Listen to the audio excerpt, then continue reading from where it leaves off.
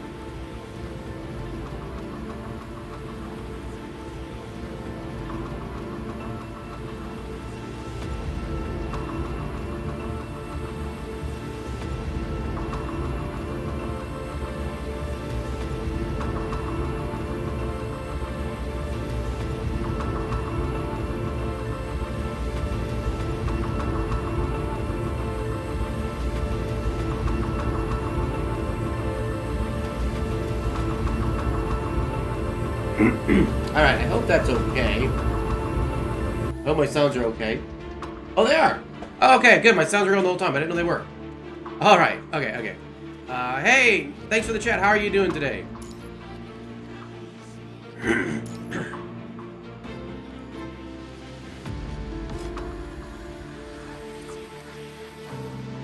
Sorry about that. I was getting everything ready and... 龍華を領将に捧げ、夢に酔いしれましょう。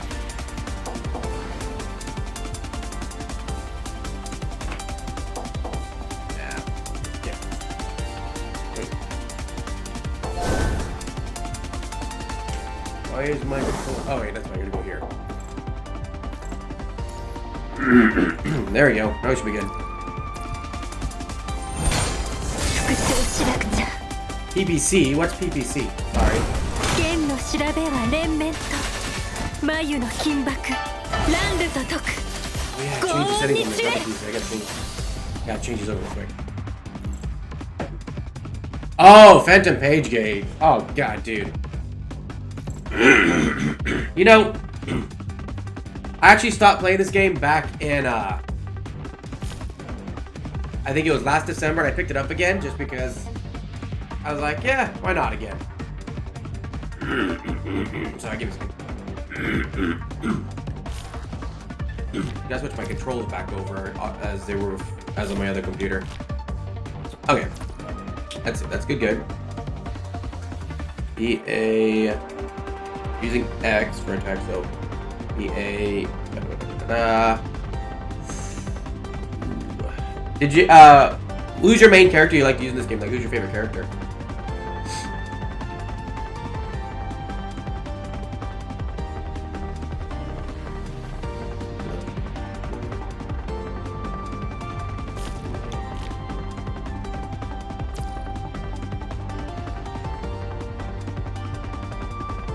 There we go. That works.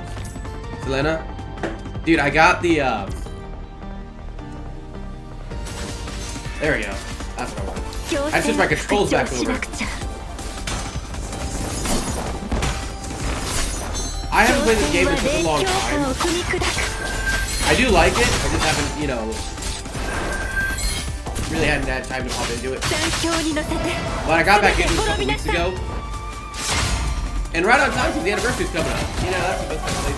But I do play Weathering Waves a lot too, so. Actually, I got back to Weathering Waves too.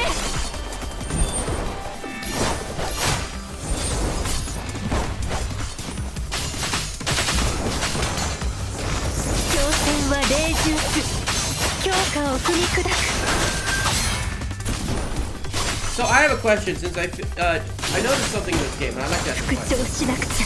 She's been playing continuously. 評価を踏み砕く I noticed that they had that event where you can literally get lightning weave. 残響に乗せて And 全 they て usually do 滅 that びな whenever さ they い buff a character. Because I also know she's been buffed. Because I got her.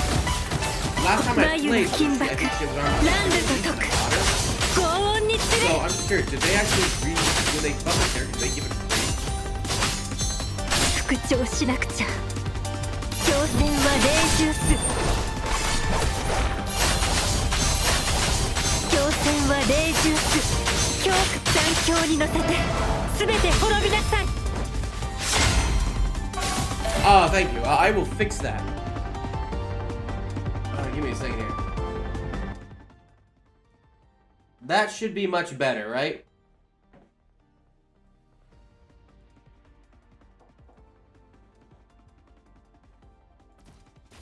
Sorry, I was trying to set the sounds up, but like a genius, I hadn't realized that my I was actually hearing the sound from from Twitch itself and not from my computer.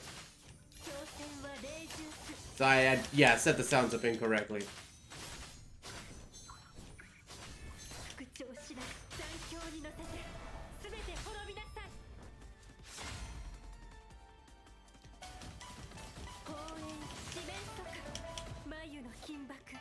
So the question is, I noticed that they buffed up Lightning Weave, and then they gave a copy of her away. Do they do that normally when they actually release these characters as buffs? Or is that just kind of like a special thing?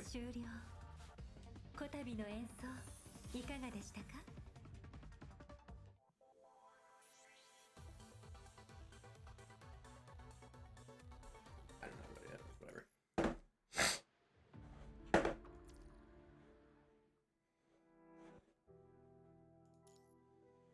Let's see. Mine is... There's mine. That's my favorite, dude. This girl. I don't know, dude. Like, Veronica Aegis is just pretty insane. And then, of course, I had to get the costume for Lucia. I actually did play this game a long, long time ago. Back in the beginning where you get the original Lucia.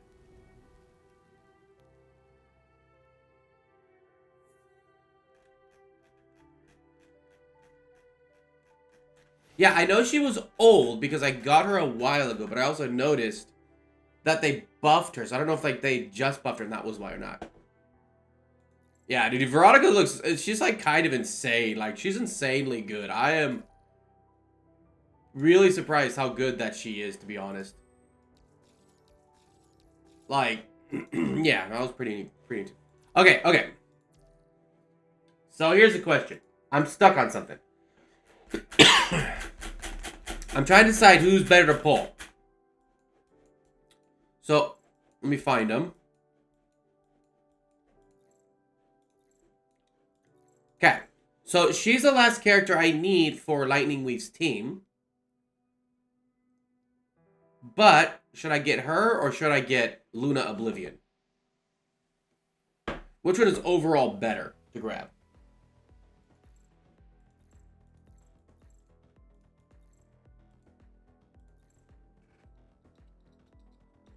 Yeah, the leap effect is... I know what the buff was, right? I've got her fully buffed up. I've got her leap effect fully done. Her weapon's fully done. All that's done and good to go. And she's really... That dark flow is really good. Like, because I had her back when she released, so I can feel the difference on that freaking crazy swords attack. Let me see if my friend messaged me back yet. Not yet. But which is better, Luna Oblivion or Nanami Star Trail? There we go. Anyway.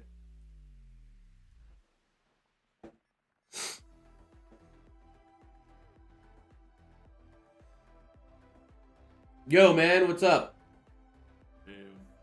Yeah, let me turn your volume. Let me turn adjust some volumes here so that I can actually hear things better. That should be good. Everything okay with your mom? No, it's not. What happened? Doesn't listen to me in the beginning, and then she does the thing, and then in the end, it ends up coming to this. Oh, wait. So it's one of the things where she goes to do something, you say that's a bad idea, but then she does it anyways, and then now it's like, oh, this was a bad idea. Why didn't anybody tell me? No, but the thing about it is, when it was sort of working with, they were working with it properly at the point at a time. What ended up happening is that now they decide to switch things up. And then because of that, they have now left her out of the system decision because she's supposed to be involved. And then they're changing how things are. And then they're using her name as ways to get certain people to come to the conference, certain people to actually say things at a conference. So she has the integrity and she has the pride. So she's bailing on them before the conference begins. Oh, jeez. Conference begins tomorrow evening. She's leaving when the conference is being held, not tomorrow before the conference begins.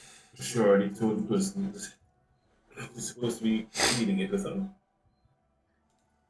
that she's gone. She's pulling herself out.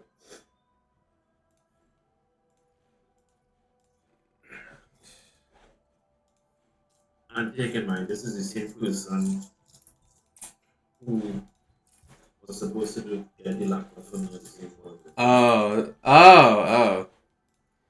So, Dude, that still kind of pisses me off just because, it's, I would rather somebody say nothing than say, hey, I'm going to do this for you. And then it's like, oh, yeah, I can't, so I can't do it. It's like, then why'd you say you could do it? Yeah. no, they said I could do it because he wanted to try to sell his own. Oh, yeah. Oh, God. Oh, yeah, that looks fucking, I hate that shit, bro. He wanted to sell his used one for the price of a new one. I was like, fuck no, I'm not doing that. No, especially when it's a freaking Acer. Exactly. I mean, and you get no warranty. You don't get to, like, I'll be honest, man. Like, if someone's trying to, if someone does not know the value of their freaking computer, you don't want to buy it from them. There we go. I'm getting my new girl in PGR set up. Alright, so we got to enhance you to max. If he wanted to try it, because when he said he's willing to sell that for the same price as like, excuse me. He wants to sell me a used laptop. I don't care if it has to be specs in it. He wants to sell a laptop that has been used. Okay. For the price of something that is more than that. Unless he was selling you, okay, let me be honest. The only way I would say it's worth going for is if he's selling you a 5090 laptop, right, with the 5090 GPU for the price of a $3,000 laptop brand new. Because then at that point in time, that 5090 is worth about, $5,000. Okay. But like the fact of the matter that it's obvious that he was just trying to either one, he didn't know the value of his item, or two, he was just trying to rip you off. It's one of the two.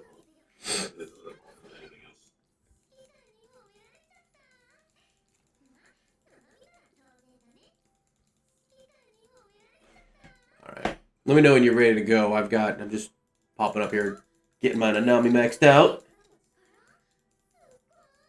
Oh. I lost my 50. I got an early 5-star in Star Rail and lost the 50/50. So now I am ready for Alicia to drop. I'm still trying to what want to put on Down Hang, but good God. Dude, Down Hang is so good. Like, he has no light cone on him, and he is still doing good. Yeah, just wait till you have a signature light cone. And it's like, oh, I get 60% attack, and I get to heal, and I get all this crap. Oh, hell yeah. Then I have to pull for it. Yeah, I know. That's the thing that sucks. Although, we never know. I mean, like, they haven't updated that shop yet.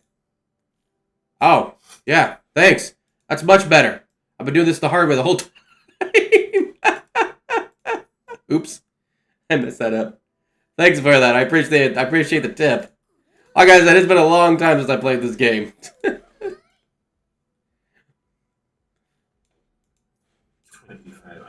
I have 25 goals. Let me open up my Google so you can invite me to when you're ready to the join Twitch stream. I wasn't even going to stream. No, we gotta do. What are you gonna do? You're not gonna do the pod. We're not doing the pod. Oh, you don't want to do this. You're not gonna stream the podcast on your end. Mm-hmm. Okay, well then I'll just send. I honestly, I don't. I'm more than impressed to actually stream for a while. Because all computer thing. Because of that whole story just kind of just put me down. Oh my god, that's why I just said. That's why my Discord is set basically to invisible. Most people never know if I'm gonna come on, do what I have to do, get good. Yeah. It's like, oh my god. Even though I know I'm gonna get it later in November, I still am not gonna do anything until I actually have it in my hands. Yeah, no, that's freak. No, because like, yeah, it's. Well, dude, I know how it feels when you're like, okay, sweet, I'm gonna get this. I'm finally gonna be everything's up and running, and then it's like, well, shit, man, what the hell's my crap at? Yeah, man, I'm aware of that. I've gotten all of our stuff done. I am very close to getting her. I've even got her weapon and her cub already. All right, so what I'll do, man, is I'll just once I upload the VOD, just download it, and then you can upload it on your YouTube as well. Because you can just download the VOD off mine, and then just upload it, off my YouTube. They should just be able to upload it pretty easily. Okay, so... I don't think I ever did the second one. You don't want my copy of the second one. It's absolutely awful. I'm like, oh, well, I messed up, and now his voice echoes the whole time. Alright, I gotta go to my teams here.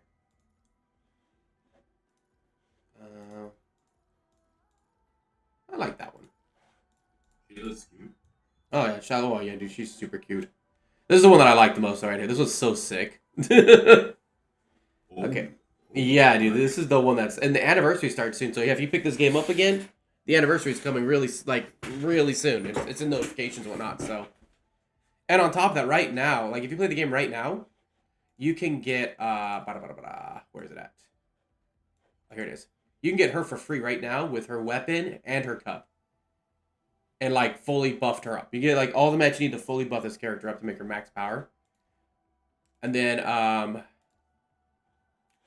think you can actually... The thing is, I have to play it, that's the problem. Yeah, I know, that's always the problem, right? But literally, like, two free S rank characters to build a team with. Oh, yeah, I've seen the interactions with her. I've seen the boob shots. I have seen them. I want to switch. I like this girl, by the way. Dude, this scissor girl's really good, actually. Oh, yeah. Yeah, look at this. Look at this. It's like... No, this isn't the good one. This one's meh. Oh, yeah, the jiggle physics are good, but I gotta find the good one. There's a really good one. Actually, listen, I think you do pose. Is it... that one there? I can't spell like animal for it.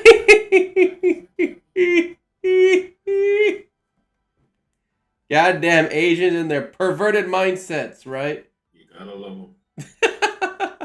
I don't mind this, right? Because like, it's she's still wearing clothes, right? That's fine. But I mean, like, it's not a game that's like so based on sexuality. I'm okay with that. I only hate the games that's just like it's just pure sexuality, and that's what they're saying. It's like, oh fuck off, I'll just go watch porn. This is actually a game that just they throw this weird shit in. Okay. Oh, fine. Okay, play it again because it's fine. You decided.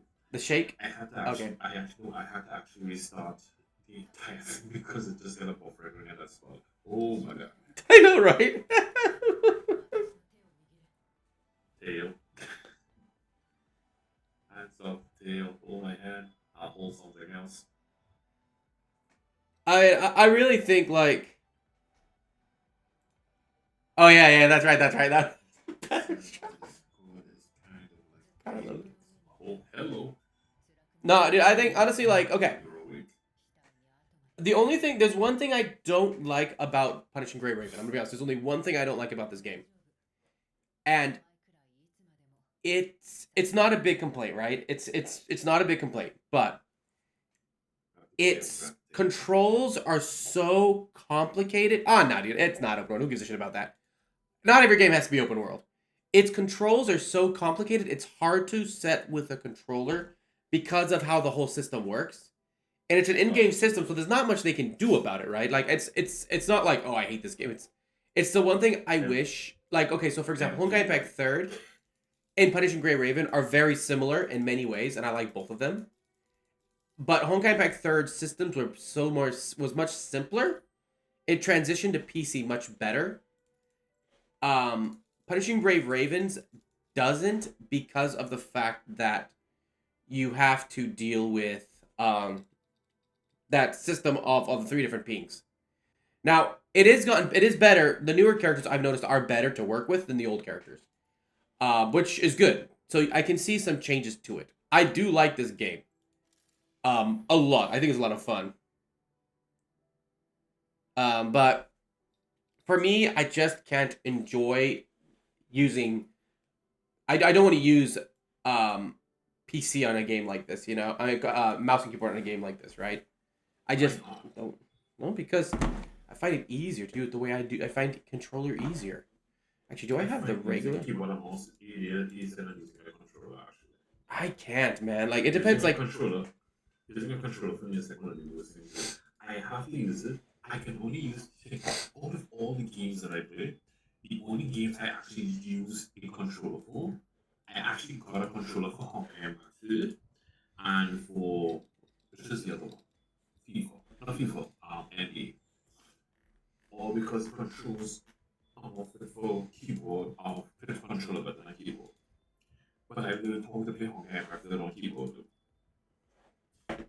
I mean, like, but again, I'm gonna be honest. It's not a major complaint. It's not like a deal breaker, right?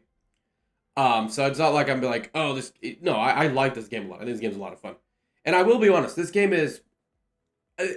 Punishing Great Raven and Impact 3rd are probably the most generous gacha games out there. I mean, like, Wuthering Waves is pretty good about their gacha, but if you compare Wuthering Waves to Punishing Great Raven's gacha system, it's absolute dog shit compared. You know, Punishing Great Raven has, I think, one of the best alongside Impact 3rd. The only thing that I think puts Impact 3rd slightly above it is this one. You have to go for the weapon. The weapon, and you have to go for the cub, right? Which is an extra 50. But then again, I mean, the character banner is also only 60, not the full 80. So I mean, like, it's kind of, I mean, they're both really good. Just to be honest, I mean, of what they've got for gacha systems. Comparing that to, like, you know, Genshin and Wuthering Waves as gacha systems. Okay, let's see. What was I going to do? Was it this one? No, it's not this one. Did I do this one? Yeah, I did this one. Not this one. Which one was I doing? Is this? No, it's not the entire home. Yeah!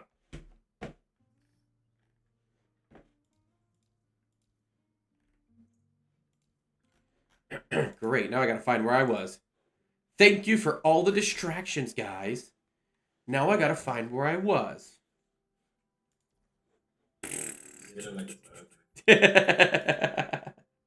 All right. So let's get this podcast going. Just real quick, anyone, welcome to the podcast. It is great to, this is number 3 for everybody. If you've never joined before, we talk about a bunch of gacha games. We usually focus on a couple of main ones. Now that I'm popping back into Punishing Gray Raven, I do plan to talk more detail onto Punishing Gray Raven. Because, yeah, I mean, it's a good game. I really do enjoy it. I think it's got a lot of good benefits to it. Go back. Back? I saw May Mommy? Okay, wait, so where were we at? May Mommy, but she was in a wedding dress. She wasn't in a wedding dress. Crap baskets. I gotta find it. You were just Why did you leave her? Because I'm looking for my event I've gotta run. I think it's Ode to Pilgrims. It's this one. No, it's not this one. Yes, people, I have now hijacked our podcast because I want to see. Yes, he wants to what's in the wedding see. dress. I don't know. There's so much shit, bro. This is what happened. Okay, fine. We'll find her another time. There's so much shit. Wedding dress. Okay, wedding dress. Let's see. Actually, this one's pretty cool looking. Okay. Let's find out. Let's see. It's not this one, I don't think. Dude, do you know does this look like Luna or what? Okay. Oh, great. Now it is again. Hold on. Is it this one? Oh. I don't Yes, know. Man. Her? Yes, her. Okay. There you go. We found her. Yay. Dude, no, the character designs and let's be honest, I mean, the character designs in Impact 3rd and Punishing Raven are probably still the best. Like, they go straight up insane crazy. But you know what I like is they're different enough, right? You can play both of these games, and they're different enough you can enjoy both games. And that's what's important, you know? If you can't enjoy both games, then that's the problem. But if you can enjoy both games, great. Now, if I can only find where the fuck I was...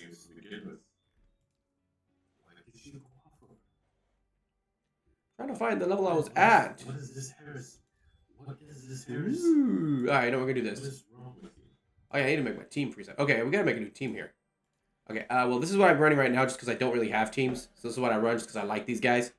But yeah, I have to start working on team builds. Okay. So, let's get back to the podcast. Sorry. Distractions. You know, girls. Easy distraction. So I'll play a guy. He doesn't distract us. Alright, so anyways, welcome to the podcast, guys. Usually we take this time to talk about gacha games. My name is Siegfried. This is my partner in crime, Mr. Pirate. Caribbean, how are you doing, man? Caribbean Pirate here as always, on board and drinking the rum. And crazy enough, we had to finally go to freaking Zoom just because Discord kept screwing up. Time to do that. Yeah, I'm not playing that. I'm not focused on my gameplay right now. I should play a simpler game. All right, so let's first. We're gonna start off. First thing we're gonna start off talking about is the new Don Hang. Oh my goodness. What are your thoughts on the new Don Hang? Like, I don't know already. We are starting a Honkai story, and I can tell. Because I remember when we made our topics, I said, when Don Hang released, I actually put it into footnotes. Play him when he releases. I was just like, oh wait, I got a boss now. And the irony is that I just opened, I just opened story, and I was just like, wait a minute, oh, there he is. So I was trying to build it. I didn't know how to build it, but then I realized I just figured out this is like attack and speed is what you need. So it's like, okay, let's just do it. But I don't have a, no, listen to me carefully. My Don Hack is going in with all a Lyco. He has no Lyco on, and I am taking him into endgame content. I have reached right now up to what, floor 10. I have 3-star claims from 10. And is it your business? Whichever one that is. Which one? Because I myself couldn't believe it. I honestly could not believe it. In pure fiction, I am 9 out of 12 stars. In Forgotten Hall, 30 out of 36. And we have 2, that's 10 out of 12 floors. I'm done with him. He does not have a Lyco. I cannot stress this enough. He does not have a Lyco, and the man is broken. I mean, you know what? He is doing the. I am just letting the game run auto. Final is on field by himself. This dragon out of nowhere says, you know what? Here, take my shield. And he gives him a shield. I was saying, what are you doing? The man, he is good. I can honestly say, he is very good for free to play. I am playing him right now without, I'm saying it again, without a Lyco. So he does not have the attack boost from a Lyco. he is doing everything without it right now.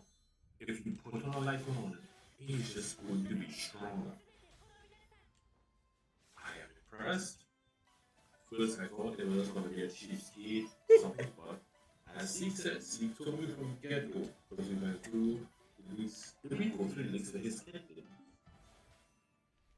I think we did, didn't we? His kit? I mean, like, Did we go through the thing for his kit before he came out? I looked at his kit, but I don't usually talk about leaks, just because if something gets changed, I don't want to be part of the problem. I'm talking about when we had all private conversations. Oh yeah, we talked about the leak, yeah, 100%. As well as the fact when you have his light code. Right, we talked about it, so I kind of had an idea of exactly what to expect. But when he came home and I played with him, I was just like, this. He's basically the free-to-play. He's a free-to-play champion right now. If you didn't get a doctrine as a shield, as a sustainer, he is your guy. You do not have to much for the attack and speed. All you need, go for it. Just go. Go have him, let him go, and just go for it. And I'm amazed that I'm actually going at endgame content with him as he is right now, and he is holding his own. He is literally holding his own. And I have to say, I'm impressed. He's doing very well. The synergy routine that he's in, doing very well. Well, Donna has finally won you. Oh, he has won you. I mean, like, like, you know, Dr. Ratio was a really good free-to-play unit, you know? No, you can't deny he was a really good played unit, but literally, he's a DPS, and the problem with DPS is that they go out so quickly. DPS go out faster because when the new DPS check comes in, people will get their transfer. They don't do as much damage as the normal. Yeah, so he's fallen off pretty quickly. By the way, UI Panic, just so you know, I am listening, I'm reading your comments, I'm trying to adjust to what you're saying. Thanks for letting me know how to do Rippling Shadows. I do appreciate that. Just so you know, I appreciate that. Yeah, no, I mean, like, I think anybody who is, you know, free to play and can actually be a viable unit is just really good, right? And I played a lot of gacha games. There's a lot of gacha games I've played, and I will tell you, 9 times out of 10, the free-to-play unit is absolute garbage. They are not usable at all in any actual content, except probably the most simplest content possibly. And it is the most annoying thing ever. But then, he comes around. Yeah, no, he's... He comes around, and then I can honestly say this. It is a difference. The man is not even fully built with the right right now, and he is still doing his job and completing it to the fullest. Yeah. There are some bosses I go up against. You put up the shield, they do their special move, they take off the shield. By the time they try to attack again, he says, oh, shield's all low. Let me fix this real quick. Before the boss attacks again, the shield's back. I'm like, what is going on? I mean, like... He's good. He's good. The only... He has the pirate seal. The only content he hasn't survived in yet for me, the shield hasn't survived in for me yet, is the max difficulty of the Divergent universe. That's probably it. At which point, you know, I do like 15 million damage and they're still standing. It's like that tickled, like, god damn it, you guys are assholes. Die.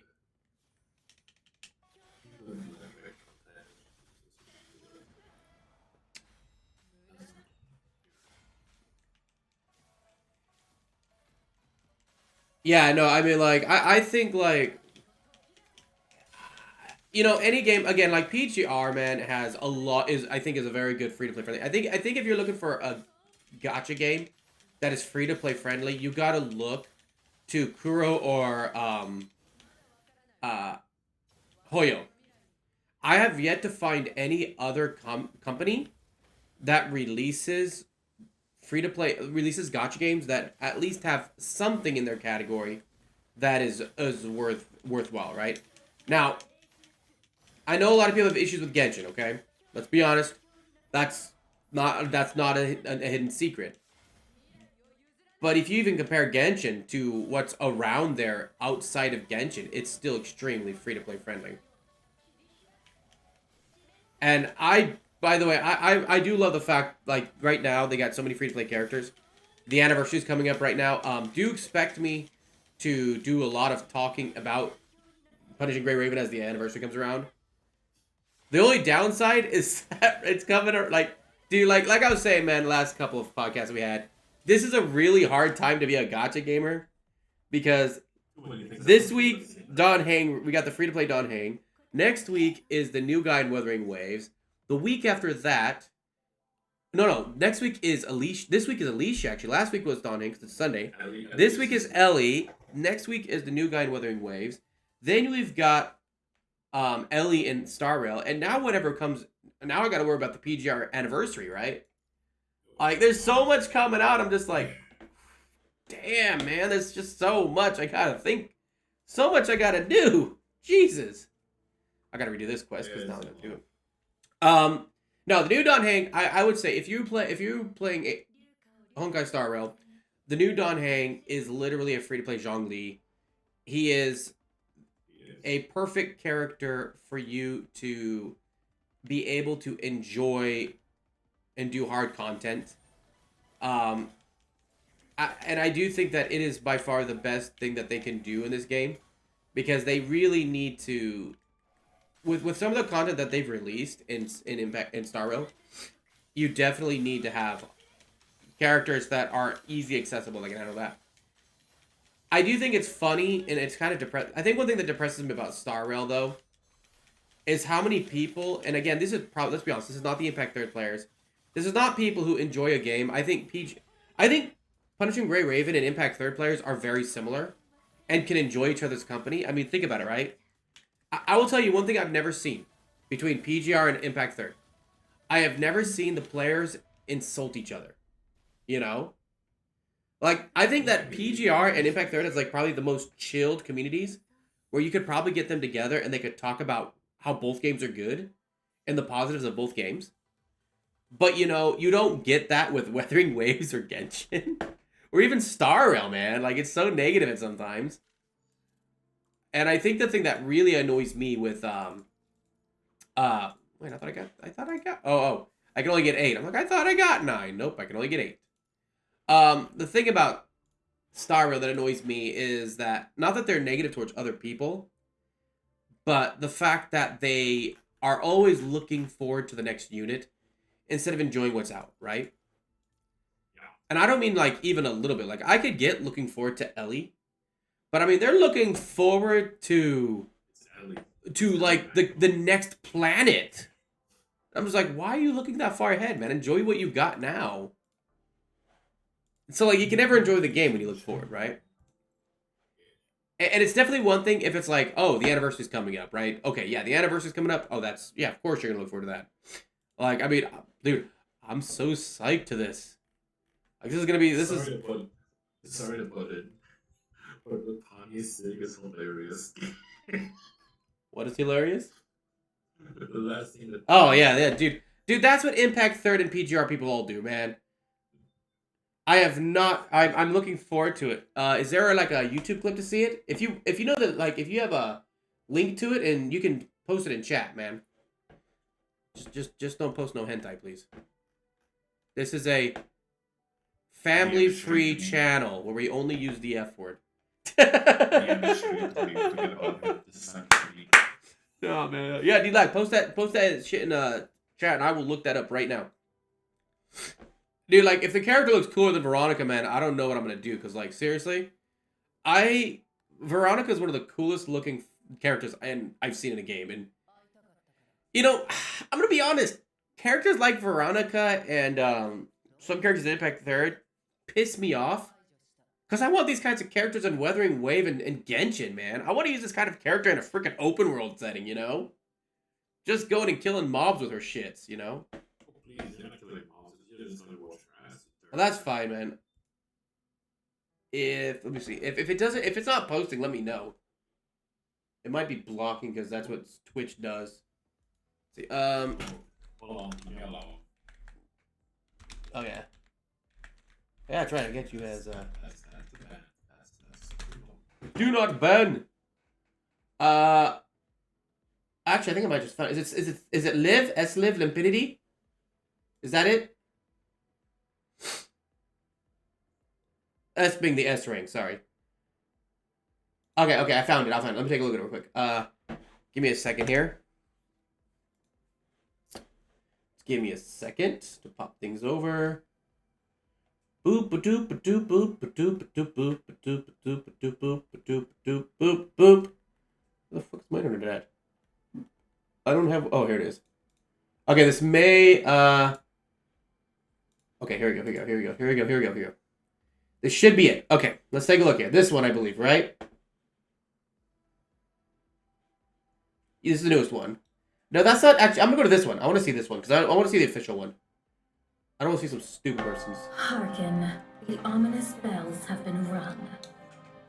The temple collapses, lured into a trap set by the malicious unknown. Do the ivory wings flock to escape the ruins?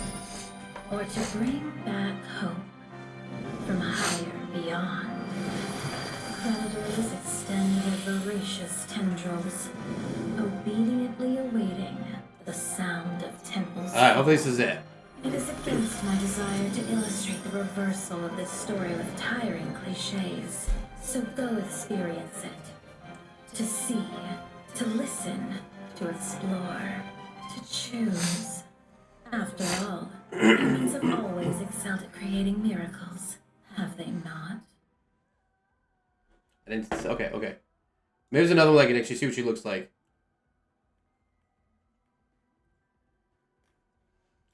I'll take a look at this one.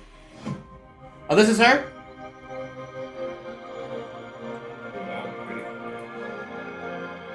Okay, this must be the actual one that shows her.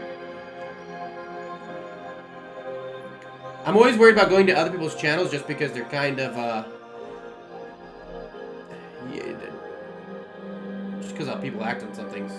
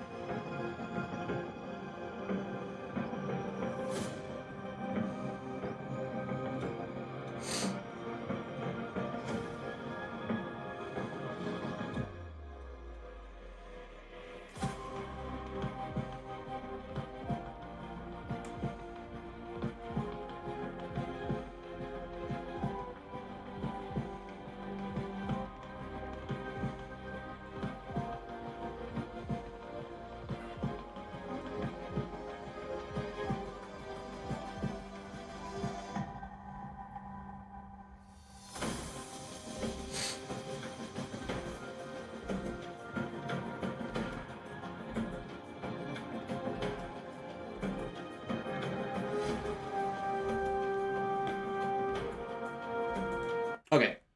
Yeah, no, I think she looks really cool. Really good unit. That looks really cool. Let me switch back over to I believe it's this one. Yep, it's this one. Okay. I gotta rename this. PGR.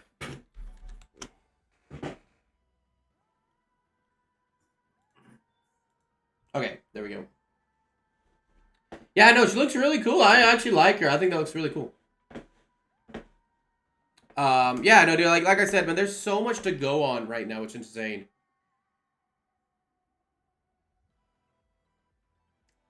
You know, I think like the designers for like Impact Third and PGR are just really good at like they just like sit the board and they're like, okay, how can we make the coolest science fiction character possible? There you go, and then you get it, and you're just like, God damn, dude, it's beautiful, you know.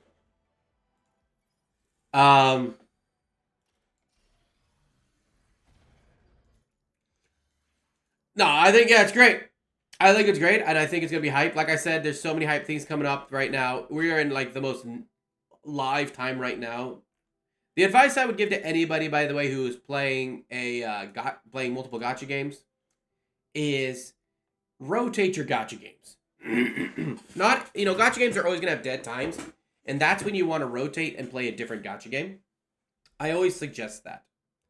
So right now, I think is a good time. I haven't played Punishing Gray Raven for a while, so it's fun to be in it. But eventually I'm not gonna have things I can do in it because I'm gonna hit a dead zone, right? And at that point in time, I'll be playing other games, and I'll just be doing dailies and switching back and forth. Literally, let me do this. This is gonna be easy to do, actually. That is literally, I think, the best route to go about this.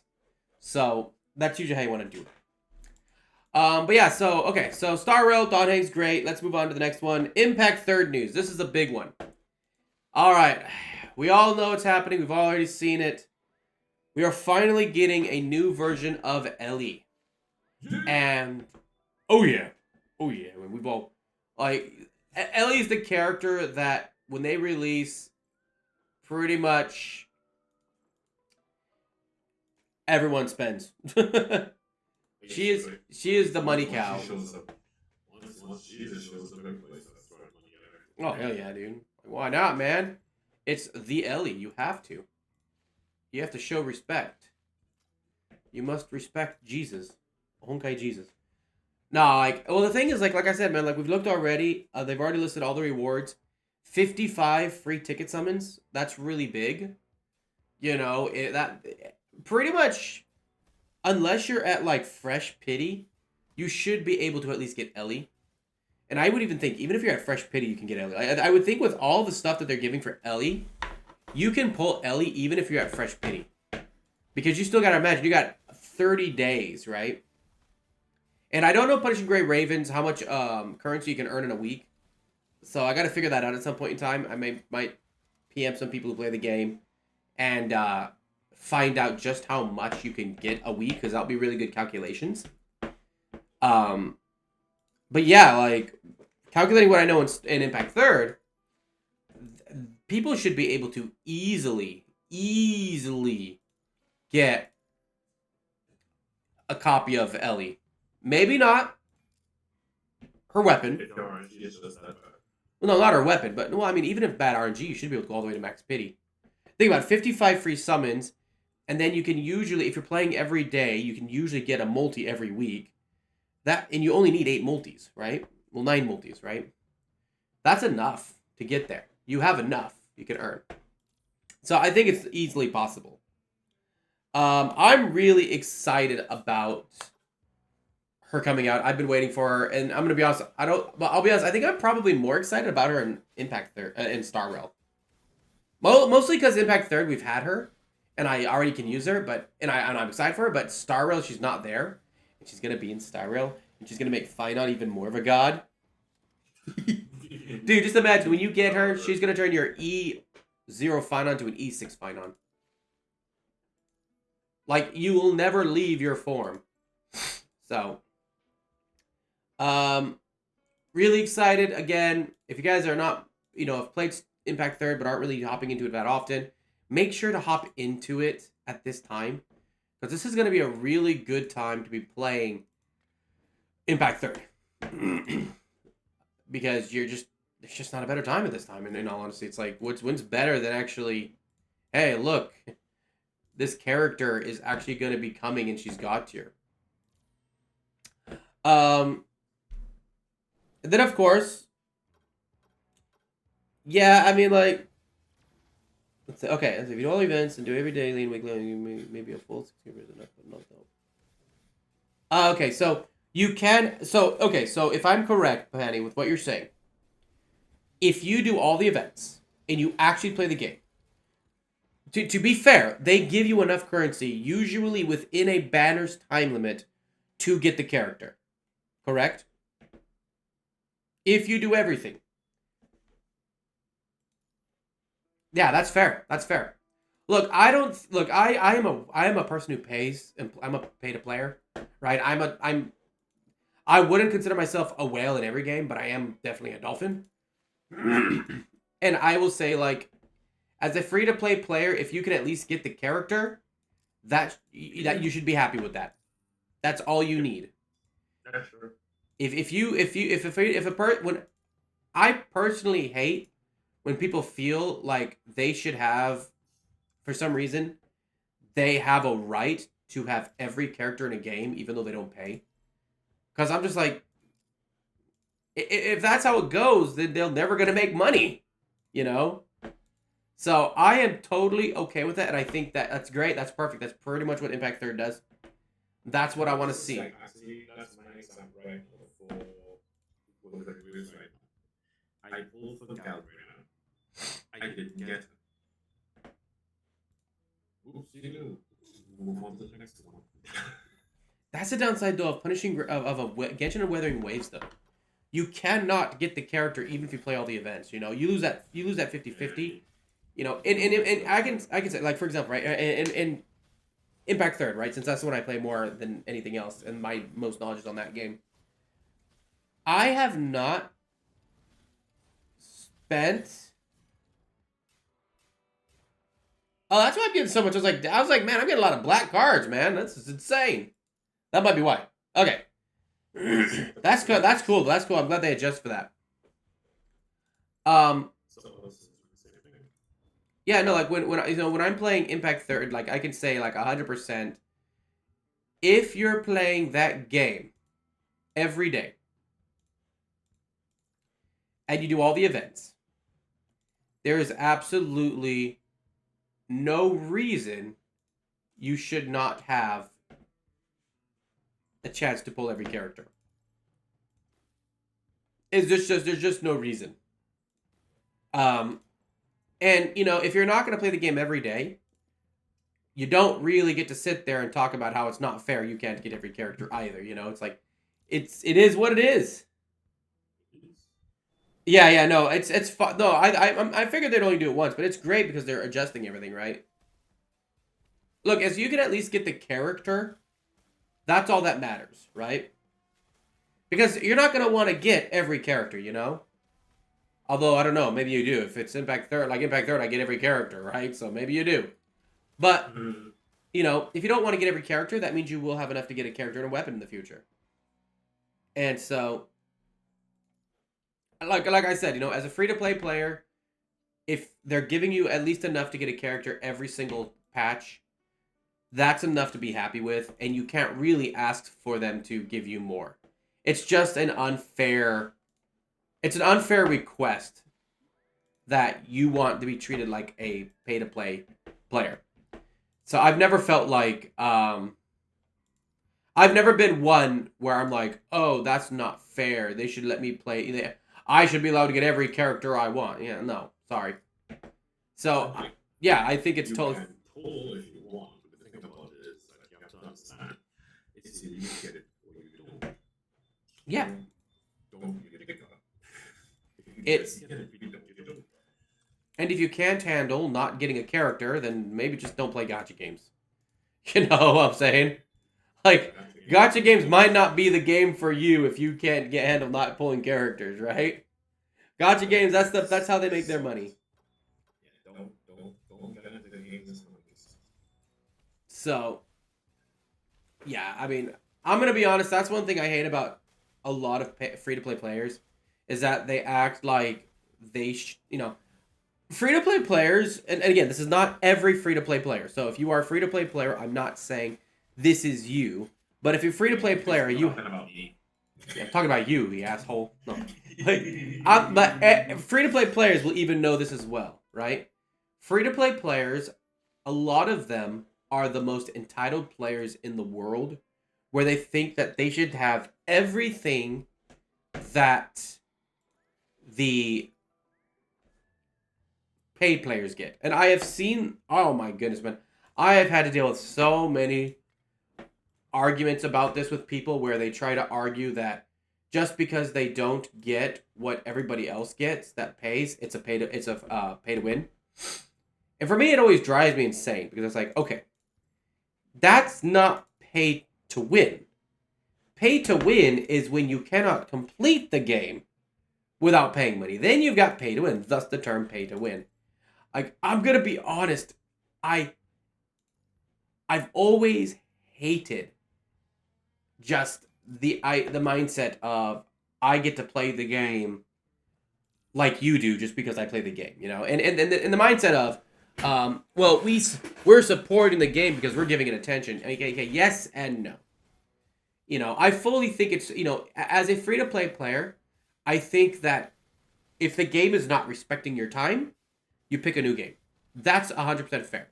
You know, but that's the thing, you pick a new game, and if a game was very free to play friendly, but then all of a sudden became a massive whale game, oh yeah, no, then as a free to play player, you have every reason to complain. That's fine. I agree with that. Um, but I don't think like if it's giving you enough content to buy a character, that's a you should be happy with that. Go with that and just be happy. So yeah, I mean like I don't demand my games to give me enough that I can buy every character I want. You give me a free character, let me get a character every banner, I'm happy. That's all I ask for. Don't make me spend money every freaking banner just because the new character drops. And more importantly, okay, here's the big one, I think. Realistically, the big one. Don't create games or don't create characters that you are going to make invalid within the next 3 to 6 months. A character should stay valid for at least a year. You know? I think that's a fair thing to ask from any gacha game, that your character can still be playable after a year. Okay, after a year has passed, sure, makes sense. You know, they need to sell other characters. Character's not going to do, you know, so yeah, you need to buy the new character. But, I mean, let's talk about Veronica and PGR real quick, right? Can you imagine how pissed off I'll be if in 2 months she's no longer playable? Oh god, I'd be pissed. I'd be so mad. I would be livid. Because I'm just like, are you kidding me? Right? Now, I'm pretty sure PGR does not do that, and UI Penny, I'm pretty sure you can confirm this or not. Why do I feel like I exited early? Did I win already? Did I already win it? Oh, maybe I already beat it, I just didn't realize. I'm not paying attention, I'm just guessing. Nope, I'm wrong. Yay! I don't know. I'm gonna say an arrest warrant. Okay, the recent. Okay, there we go. That one. All right. Okay. And how do we see this? Death of Iron. Yeah. No. Okay. Rally Rebel Forces. No. Influx. Really? This is an arrest warrant? Oh, Jesus Christ. Yeah. No. I mean, like, I'm totally. Yeah. I think it's totally fair to require you to pick up the new character every 6 months to a year. But don't be like freaking Dragon Ball Legends where it's like, hey, I got this cool character and he's outdated.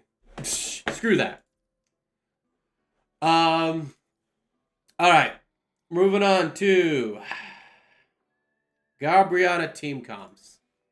All right, so Pirate, since you are the free-to-play player and I'm the whale, I want to know, what is your ideal? It has to be a free-to-play team that someone can play, so you cannot include a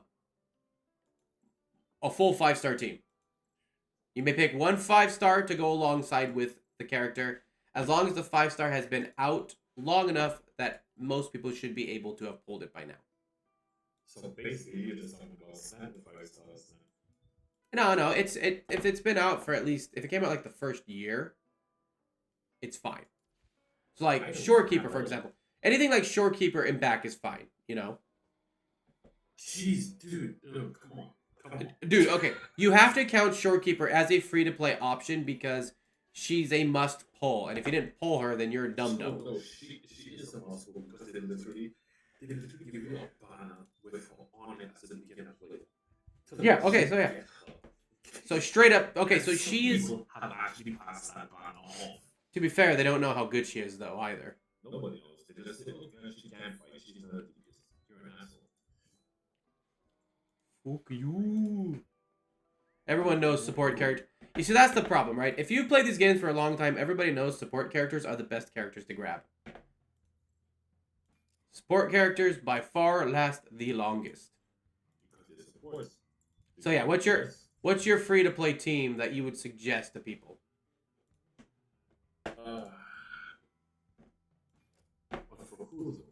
For Gabriana. For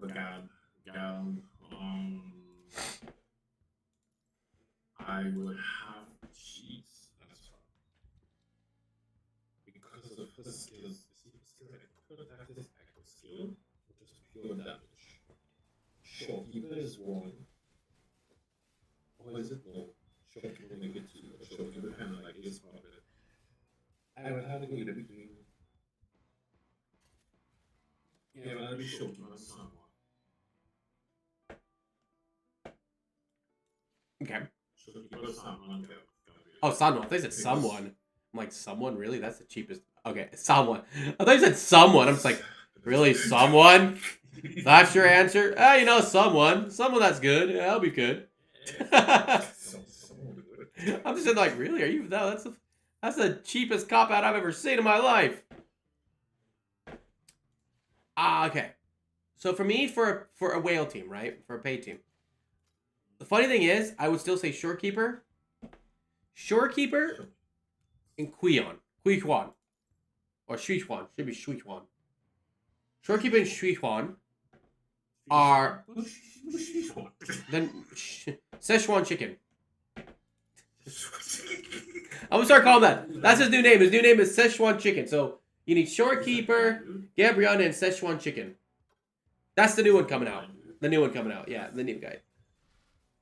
So, dude, I'm calling him Szechuan chicken. That is his new name. Is Szechuan chicken.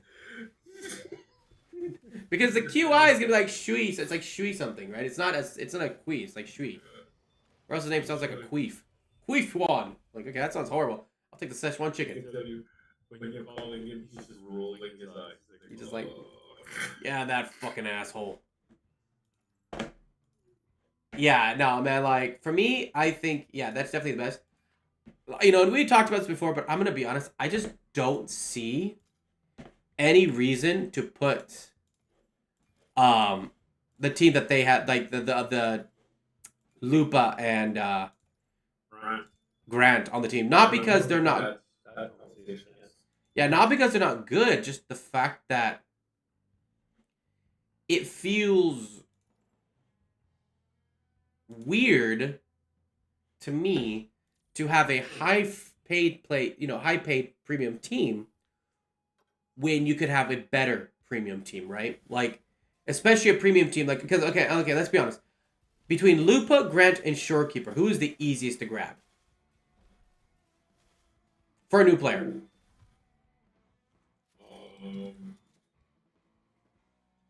That's kind of hard because I think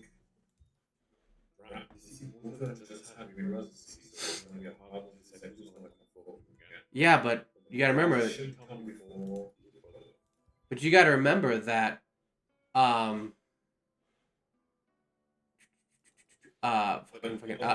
Shorekeeper has her beginner banner though. Yeah, I have not told Shorekeeper in that conversation. Shorekeeper has a whole story set up. Shorekeeper is kind of my food, and nobody can take no more of that. I would still go for Grant. Grant would be the better battle between Grant and Lupa. Grant is just going to be the best one. Between Brant and Lupa? Yeah. Okay. So, is there any... He's the hybrid. Is there any reason that you can think to actually have Lupa on that team other than the fact that she's Pyro?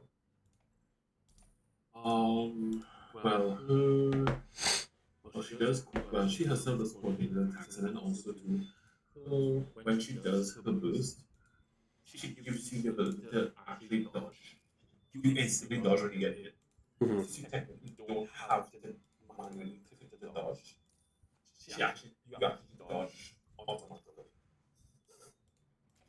So I think I have like about two dodges, two dodge charges that she gives, which is pretty damn good when you see how it makes those attacks. I'm just, for me, it's like, for me, when you're like Shorekeeper is the obvious going to be one of the best characters for any team. Like the only, and if you're saying that Brant is better, I would still say like Brant and Szechuan Chicken is probably going to be better than Lupa. Like it just feels like, Yeah, because no, well, Hernandez is some DPS higher. yeah, Because he has a very strong physical in chop like this. That strong. He can shield and use. so yeah, I'm So just, he is one of the better hybrids to have. It's just that you have to be able. He's one of the best hybrids to have. You want the upside, just trying to hit the ER level for it. ER cap is one of the most yeah. I mean, but that's like always kind of tough to get to, It's like, yeah. it's something that you get to over time. You can't get Lupa, you can build. What do you think about this? Lupa? Lupa can just with damage at home, yes. But Lupa was never meant to be your main DPS. So yeah, for me, I mean, like, yeah,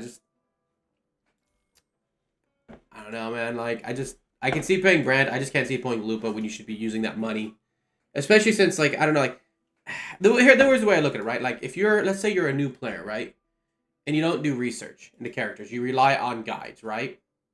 Yeah. Which I'm gonna be honest is a big issue that a lot of people have is they just rely on guides. They don't actually take the time to research it like they should. If you do that, right, and you see, oh, the guide says pull Lupa. And let's say you're just like, okay, well, I like this game. I'm going to spend some money. So then you go and you pull Lupa. Now you just wasted all that money to pull a character that you can't use. You know? I mean, like, you're going to use Lupa for what? 2 weeks before, or you didn't grab Swishaw, or whatever his name is. I can't say his name. I can't speak Chinese. You can't pick him up. So now you're stuck in a situation where this character who I could have used this money for, which is going to be better, I can't pick up. I mean, it just feels like a really bad trap to trick people into buying a lesser valuable unit instead of waiting the 2 weeks to pick up a unit that would have been ideal. You know what I'm saying? Yeah, but the thing about it is that guys should give them. Granted, I would buy some people. If they listen, some of the guys that I've seen, they have the business that the character pick up the ability 17 setups that character can go into. You have to look at the roster to see if you have characters. Part of at least one to match up to get the character coming into it. If you don't, you need to be breaking your account. Because I remember when Counter came out, there was so much discussion in that it makes no sense to pull her. Why? She's a hybrid support for her main team. There is no have a main DPS, and there's not a third one to go with her. She basically had nobody to go with. But the thing about it is that at that point in time, she had nobody to allow people to pull from. But coming down the line now, you realize that her special trait where because all her skills are considered echo skills. You're now seeing it has some characters that get buffed by every single echo skill that's used to it. So now you see that there's some synergies where they're crossing not just attributes, but abilities instead. So they kind of have like a mix and match with a mixing instead of just going like mono attributes. Because you realize that a lot of the teams that have happened have always been mono attribute teams. You Yeah. have such team. You have the cryo team. You have the Glacio. Glacio. You have Glacio. You have Aero. You have Fusion. Fusion.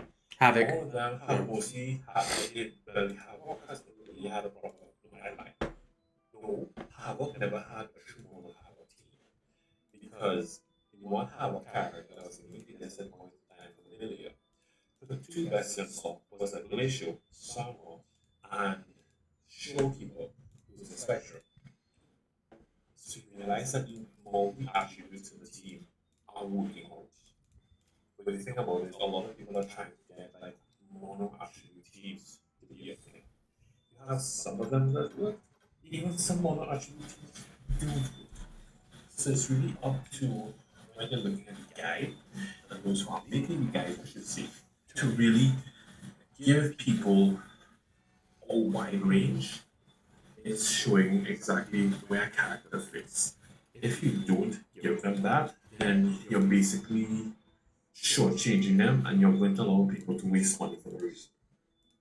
That's the problem. That's the problem I have with all guides. So, 'cause if you look at all guides, right, a lot of guides, and you know, when we're talking about guides, I know, I guess we're going into the next section of this podcast, which is going to be guides for gacha games. And when you take a look at guides, this is the issue I've had with guides, right? Is they all copy and paste each other. I have yet to find a guide that is something I can look at and be like, okay, this is different from what I hear. So, you know, one thing gets said, one person repeats it. It's like, okay, for example, like the Bennett in Genshin, right? I get that Yes. Bennett is a very good free-to-play option. But when guides are being made only for free-to-play players, I mean, like, that's... It's not good for players who probably want the more ideal premium teams and being able to save up for them, right? Again, Yeah. I think you and I can assume that there's going to be an extra bonus login for Shui Huan when he drops because of the fact that they did that for Luno.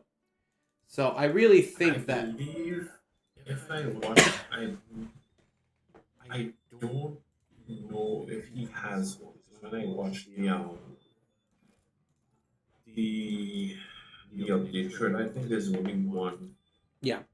one set they're doing, which is the first one with Galbraith. I don't think they're gonna do another 10 for giveaway. I mean, well, even if they don't, I mean, like, it's still better to know what you're going to pull for, right? Versus being told, oh, this is the best, you know, this is the best free-to-play team. And it's like, dude, like, just... And, you know, that's the thing, like, in Star Rail and Genshin, like, you know how many times in Star Rail? Hey, Nero, how you been, man? In Star Rail, how many times I have seen them use the wrong set, and I look at it, I'm just like, this set doesn't make any sense. Why would you use this set piece? And then I'm like, okay, I'm going to use this set piece. I go back to that guide a few days later, and oh, look what they're doing. They're using the set piece that I felt made sense to use. So it's definitely something like, if you're playing a gacha Then I game, realized. Yeah, I'm sorry. Well, in regards to that, I have seen some people, and it's only because I've actually seen I can say this. They will look at the guide and say the guide says to use certain things. They will literally just watch the guide, just take the play, and then do whatever they want. And not follow it again after that. They do not look and see the full comprehensive thing to say, like, okay, if you're using this character, this is what you need to do. Most people just take the character, put them on the team, with the thing that is put it down, that's it, and then the character doesn't look like, oh, the guide told you shit. It's like, did you follow everything that the guide told you? Or the guide said put the character here and they should be fine. What year did the guide tell you about? Well, I don't pay attention to that. They just stood to put attention just to big PD damage. yeah, that's always annoying too. When you're just like, dude, like, I'm not gonna blame a guide if the player using the guide is too stupid to, or I guess let me rephrase that, too lazy to properly actually check what the guide is going to require. Because it's like, yeah, you know, I mean, like, that's on you, man. Like, no, I did not get the Devil May Cry ones. I wasn't playing during that time, Nero. But to be honest, I'm not a big Devil May Cry person. Like, I thought the games were cool when I was younger, but to be honest, I never beat them, and I could never get into them. I beat one Devil May Cry, which was probably the worst one to beat, apparently, which is the remake. But I'm not a big DMC fan, man. To be perfectly honest, I'm just not. So, If it was Castlevania, I'd be heartbroken, but DMCI is not my thing. So, I missed it. I probably would have pulled if I was there, but I'm not in the biggest. It's not the biggest heartbreak for me, to be honest. Yeah, no, man. For me personally, yeah, it's just like, okay, if you're not actually paying it, if it's a good guide, right? If it's a good guide, and you're not paying attention to the guide, then yeah, that's on you, right? That's on the player who is too lazy to actually, follow what the guide is saying. But my issue is more the people the guide makers that just regurgitate the exact same information that another guide said, right? So in other words, okay, when I look at guides, oh yeah, the update, yeah, dude, there's a lot of free stuff. There's a lot of good stuff on this update in PGR. For me, with the guides, I hate that I go to one guide and I go to two guides and I go to three guides and it's almost the exact same thing, right? Because I am a person who I like to go and see different people's ideas to see what is going to be a good team build situation, And again, like, I'll be honest, I think team builds matter more in Star Rail, for example, than they do in Genshin. Genshin endgame content in Genshin is like really not that hard, and the hard endgame content is not even that rewarding. It's stupid. It's oh, you get transmog for a week or for a month. Ooh, it's like, well, why would I care about that? I don't give a shit about transmog for a week. That's the stupidest thing in the world. So I mean, like, yeah, I get like, but in Star Rail, where it is a turn-based RPG, team building is everything in that game. That is the whole thing. It's everything. When it comes to people not following the actual guide, then that's on. Then I don't blame the guide makers on that. I just am tired of seeing the same things. So, I do think I would like to see guide makers make guides on. Okay, here's what we know. And again, I don't want leaks. I hate leaks. If the game has announced it, I think it's fair to put that in your guide, So, for example, Wuthering Waves could have announced that the new character coming on is going to be better for Gabriana than the current Lupa, If you like Lupa, pull for... And if you like Lupa, pull for Lupa, man. Like, seriously, if you like the character, pull for the character. The game is not... I want to be clear, right? I'm not saying that you should only pull for meta characters. No. What I'm saying is that guides should tell you who the meta character is, though. Because that... What it is. If it is a character, well, most of them, they cannot. If it's been officially announced. Right, and most of the time, the character has not been announced in that sense. Yeah. Yes, they give a teasers that say, this is the character coming, yes. But there's nothing to say exactly. Even if you see the character, you don't know what the character kit is, you don't know what it is they're working with. Just to say that if they're going to be meta with the next character, we don't know. So how do we make that decision if it is we don't know the process? I mean, there is information that's going to be out there, but I guess, you got a point there, but it just feels weird. Like, but if that's the situation, okay, here's what you should do. Because everyone who posts builds, they do know. So let's just say, okay, for argument's sake, they know that, dude, I don't wail out in this game, man. Okay, I did go a little hard for her. Look at that. Look at that sexiness. Oh. I do get if they can't post it because it's not been officially announced. Okay, so let's go with that argument, right? They can't announce it because it's not officially released, so they cannot use him in the builds. So what should you do in that situation? Use an A rank, just so people don't waste their money. That's the big problem that we have in this.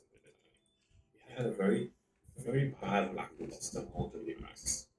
So, which is finally getting, well, we'll see how cooling is going to be in the next year. It is Iraq that's coming, so let's see exactly how she turns out. I mean, I also feel like though they could at least put a warning down there saying, this build could change with the next character coming out. That would be legit. This build this could change with the next character. You're not revealing They anything have about to the do character. that. Then every single gacha game is going to be different every time you have a character come out. And then everybody is going to be in a case of FOMO. It's if they don't pull this character, they're not going to move to the next character. It's literally, it's basically a two-sided sword that's going to screw both sides. Well, not if Because the thing about it is, it will. Because you're going to have some players who then realize that they can't, if they want to get the best in this player, they're going to have to go for two characters. And some of them aren't going to be having to be enough to be able to go two characters. And the thing is, not all of them have proper four stars to take the position of those five-star characters, which then becomes another problem in and of itself. I mean, to be perfectly honest though, that's if Weathering Waves is doing crap like that though, that's on Weathering Waves though. That's not on the player base. That's I'm not saying it's on the player base. What I'm saying is that if it is that, and then most of them, they're going to say that's also going to be something like a predatory tactic. Because then what they're going to do from then on is that they'll have each guy say, oh, the next best character that's going to be in this one is just going to be the one that's going to come after them. So that's going to make you know, and Sam says it like, if you love this character, you're going to have to get the next one coming after this one to make the best team of them. well, no, So then you're putting people in a sense of commitment to have to do two characters back to back. well, not if okay. But what I'm saying is, okay, if you make a build like it is now with what's available now, right? Yes. But Yes. instead of just having that build there at the very bottom, you have a warning that hey, this may change with the next character that has been announced. That is close enough that you're not looking forward in the future, right? You're not looking on to unreleased characters, right? You're only saying We all look. no, you're not looking to unreleased characters. You're looking at okay, this may change. We're not sure. Cool. If you do that, then that means you're lying. No, That means if you're no, gonna- because okay, That means you're actually going to be lying to them. except You cannot see something like that, and then the thing about this, then you do it for one, and you don't do it for the other. oh, but the It's going to cause a FOMO on the player base because they're going to, in a sense, say, okay, isn't that is going to something? Is the next character going to do what we have to do? Or is it going to actually skip? And then you realize you put them in a spot where it's like, what do I do? well, this is do I do? Because you end up putting them in a situation the player base doesn't know what to do. no, If except they pull the character or not. okay, but you're looking at something different though. You got to remember that these guides aren't made by, for example, the ones for Weathering Waves are not made by Kuro. They're made by individual players, right? Which is why, so far, I have always seen all of it. Take it with a grain of salt. Oh yeah, no, I agree, dude. Like me, you, and I know that. But I'm saying is, I'm talking about the players that rely on guides because okay. Look, That's why I said what I just said. In the guys, they say, take it with a grain of salt. Because some of them, they do mention that they have other characters coming along the line. But they say, take it with a grain of salt that this character and characters going forward are going to work good together.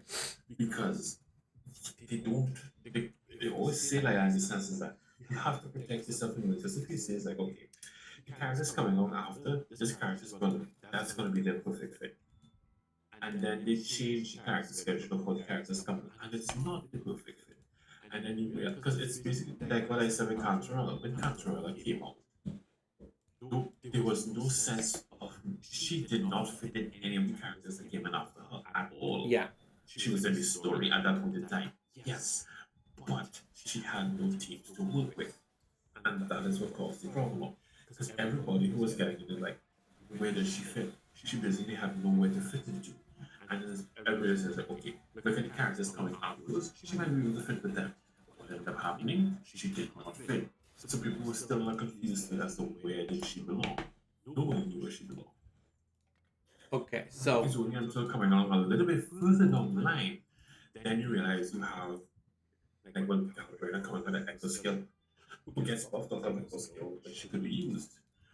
Then it comes into it. But you they can't see coming down the line, and then the thing is they put their own reputation at risk in that sense because they're like, oh, okay, how do I say this and then have people who are listening to me following my advice going to realize that what's happening here is that I can't I can no longer be trusted because what I'm seeing is things that nobody has any sort of control over in knowing exactly what's really going to happen. Okay, so Because you're seeing a character's best teammates gonna come out right after them, and then what happens? It doesn't happen. So I then mean, you end up putting yourself in a spot. You end up putting the other players who listen to you in a spot because they're gonna vote for the character that you told them to. And then all of them are gonna be having a break their phone because they can't go anywhere.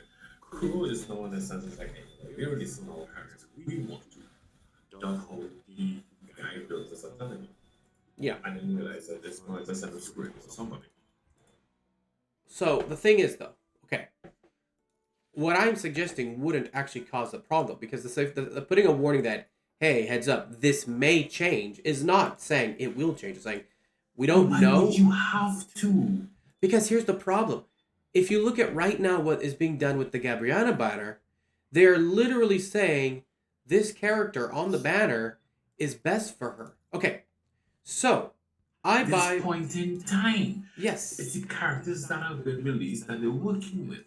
If it is you're pulling a character, you have to know, in a sense, they're going to put them into the team of released characters at this point, correct? Yeah. Right. So you should have at least some common sense to know that the other characters are going to be coming after them. To know that you have to look, you then have to then make that decision for yourself. Who you're going to be able to pull for. Which one of them you're going to have to skip in order to pull for the next one. And then you have to tell yourself whether or not if it's a skip that you can actually make it time. Or if you make enough to be able, if you can make enough to pull, or do you have to actually skip one to get the other one? Okay, but now think of it this way. Think of it this way. In the current situation we have with Gabriano, where the new guy is more than likely, from what we've seen from, I know it's leaks, but what we've seen, and if it's true, we're gonna see this new character be much more valuable than Lupa. Now, for people, I'm going from it from a different angle. If anyone who actually decides to buy this, like, oh, I'm gonna buy this character because this character is really good, they buy the character. And then this new character drops, and they're gonna be like, "What the fuck?" They're gonna be pissed off at. They're gonna be pissed. And right now in the situation, they're gonna be pissed off at Kuro for dropping these characters back to back, which, to be fair, I think is a fair thing to be pissed about. But everybody has been dropping characters back to back. Not you. Whenever Impact Third is known for doing this. Yeah, but let's be honest. Like Impact Third is known for doing it, but Impact Third also though, it's. Look, think about how much it annoys you in Impact Third. It does, right? It annoys the shit out of me. Yeah, I'm not defending that. I'm not defending that at all. I wasn't saying essentially want to defend it. It's just I'm looking at it from that point of view. Especially when Part 2 came out, you realize that they put all these characters back to back. And the best character to play with them came right after them, and the next character after was the next best as well. Yeah. And you realize that everybody was everybody's best in slot. So even if you had to skip one to get another one, you are missing out. You have to miss out one of the best in slots because you could not pull for each one back to back. I was pissed when they did that because I realized I could never get a proper team because of it. And when Genshin started up their bullshit at the same point in time with that, I got mad at it too. Yeah. Kuro is doing this for them because they have been on 5 stars for a long time. It was very rare. No, it was basically kind of rare getting a 4-star. And the 4 stars that they put out, they were dog shit. Nobody uses them. Yeah, they're like Genshin 4 stars. they serve no purpose. You try playing with them and you realize they serve no purpose in the game. They did nothing.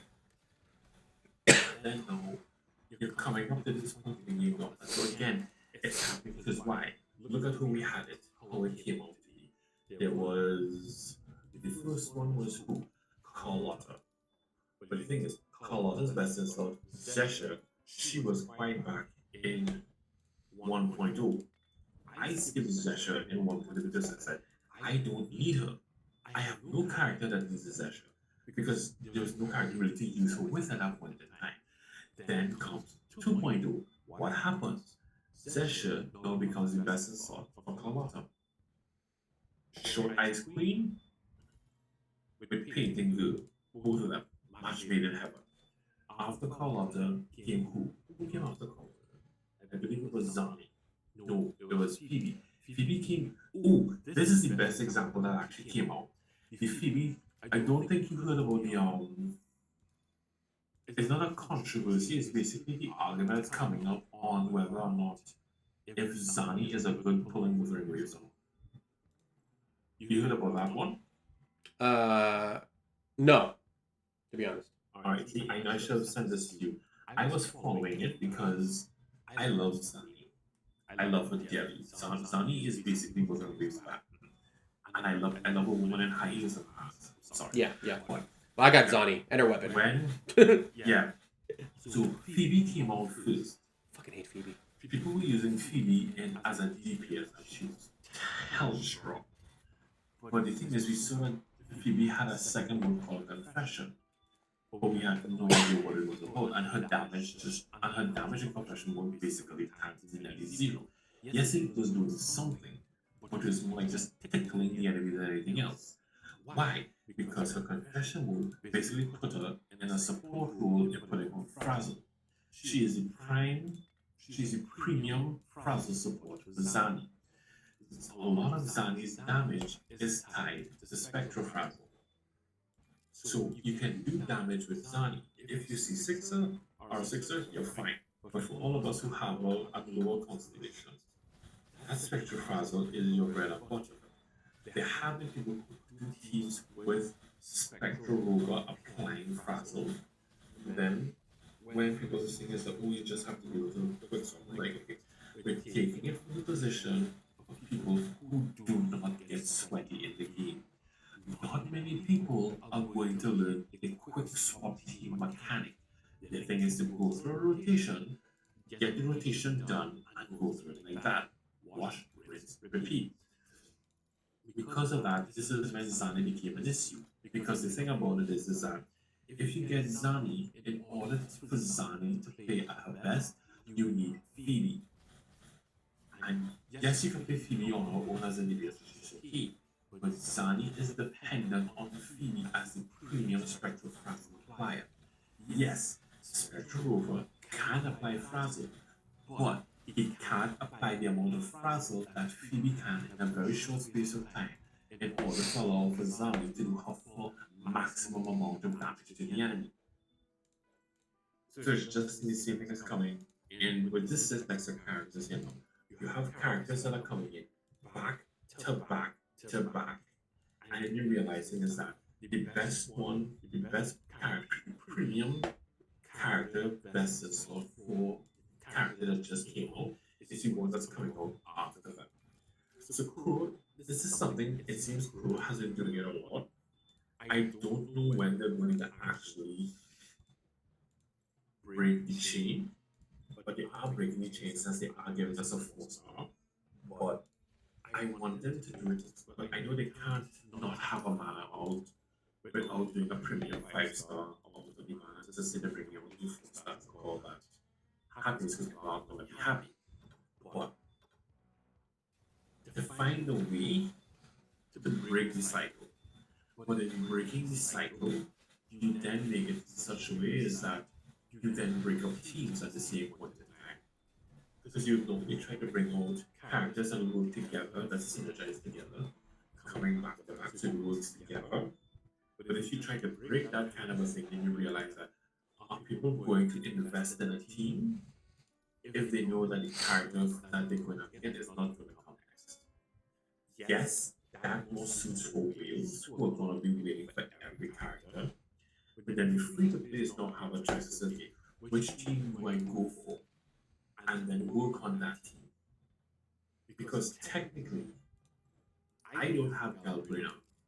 I don't need Galbrina. I have my Pyro PS already. I Changli, as much as people say that she's dog shit, I prove them wrong. Dude, Chogli is great. I love Chogli. Chogli's awesome. Yeah, a lot of people don't like her. But the thing about it is, if you have Grant and you have Changli, you have one of the fastest quick swapping teams in the game.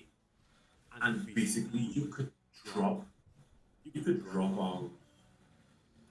Grant's anchor and her boost at the same time, and all this is beautiful. When you see that amount of damage just hitting like trunk to the walls.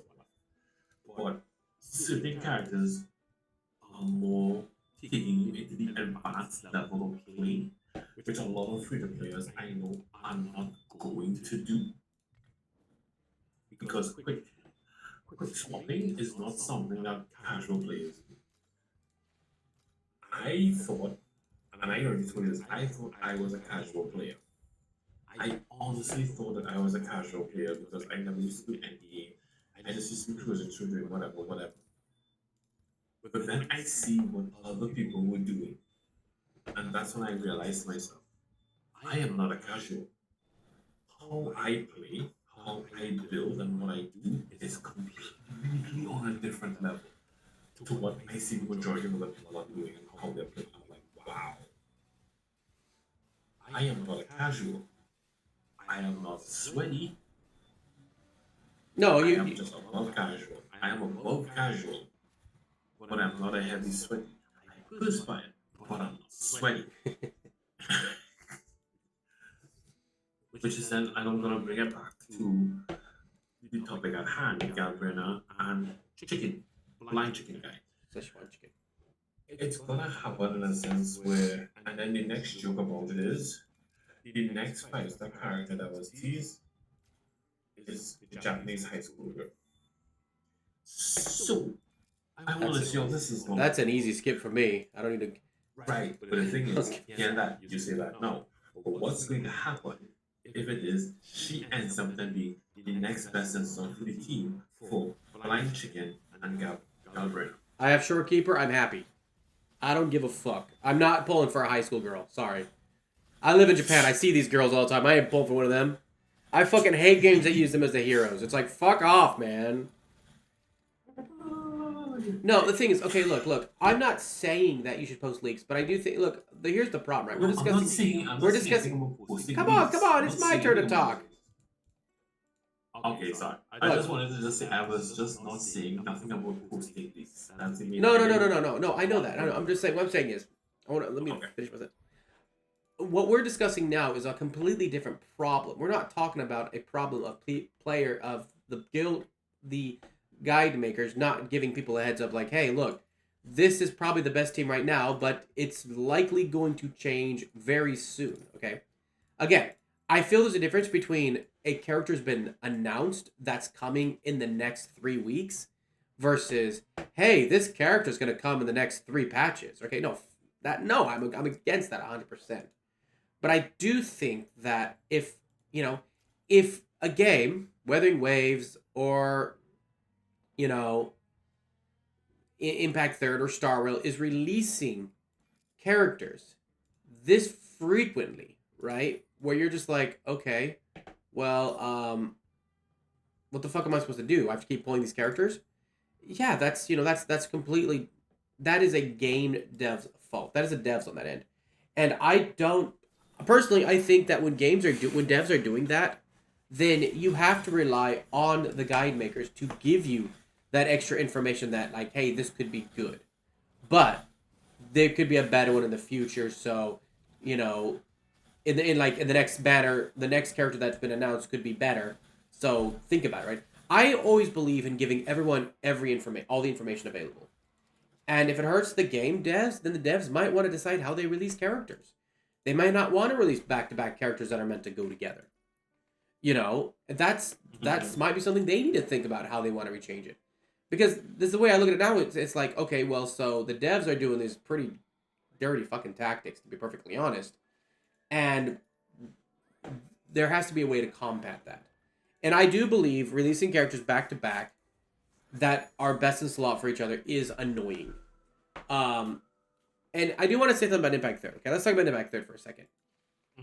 Yes, in the beginning of Part 2, Impact Third was really bad about, okay, well, you need this character and this character and this character. But Part 2 did give you 2 free A ranks that worked really well on Senadina's team. And that team can still clear all content, right? That team is not... You do not need Lantern and you do not need the other girl. I forget the other girl's name. For Senadina. The other two are great. And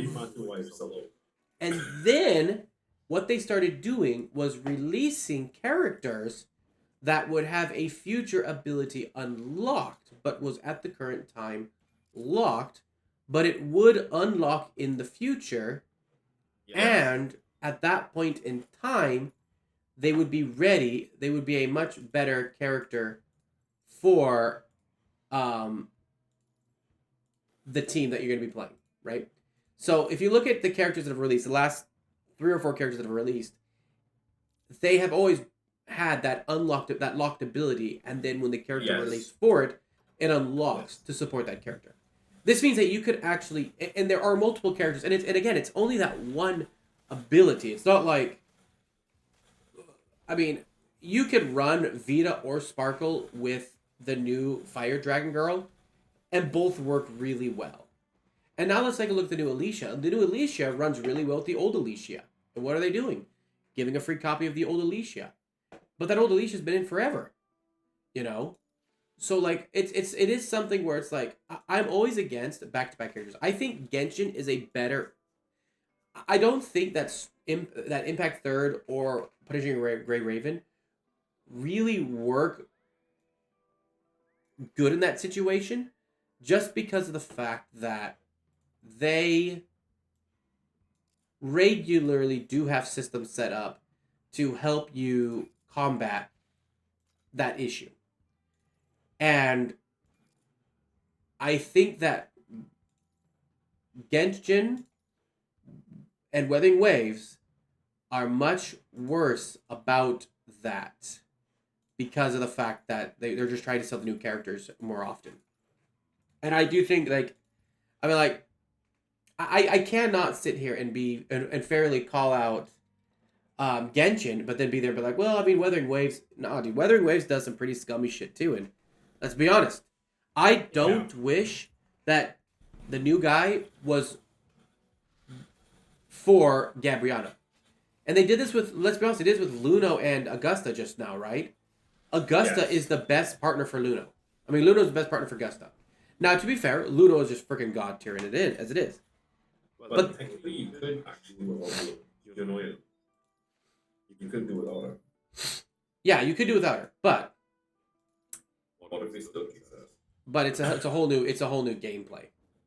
It is. It's still a dirty mechanic to be like, we're gonna add this character in that we know is going to be better than the character you have right now. But again, to be fair, let's see. The one thing I hate, my only issue right now, is the fact that guides are pushing a character that is currently up when the next character could be better. Look, if the guide put let me say, like, let's say that it said that I don't have an issue with it listing Brand, because Brand's not available right now, right? So you're not going to waste money on Brand, correct? Because he's not available. I already have him. Yeah, but if I have Gabriana, Brand's banner's not up, I can't try to pull for Brand. Which means I'm not going to end up using my money for a character that I'm not going to use the next in the next 2 weeks. You know? Now, I'm using that as an example. Lupa is on there right now, and that's why I have an issue with them using her on the banner, because, yes, you and I, we will check this information out. You and I will research things, right? You and I are not the type, like, I'm a theory crafter. I was theory crafting back in WoW. I was theory crafting back in Final Fantasy 14. I am a theory crafter. I theory craft. I always look these things up. I do the math because that's who I am. But for me, I just worry about those who don't make that effort, and now they're having this other character on the banner. So, I mean, okay, I get everything you're saying, But then think of it this way. A new person comes to the game. They're like, oh, I like this game. Oh, I got Gabriana. Oh, she's so cool. Oh, what's her team? Oh, she needs a Lupa. Oh, shit, I got to pull Lupa. All right, well, all right, I guess I got to spend some money and get Lupa. Pulls Lupa, right? Spends the money, and then next battle drops, it's like, wait, he's better? I just spent $200 for Lupa. And this character's better. I wasted money. Now, again, yes, it is a players share a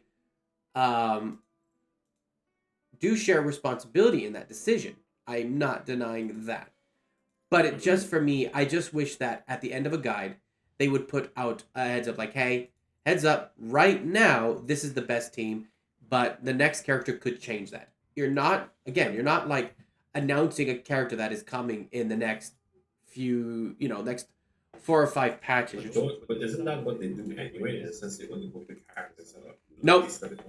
If you go to the character banner for Gabriana, it does not say anything about the next character coming out might be better, or there might be.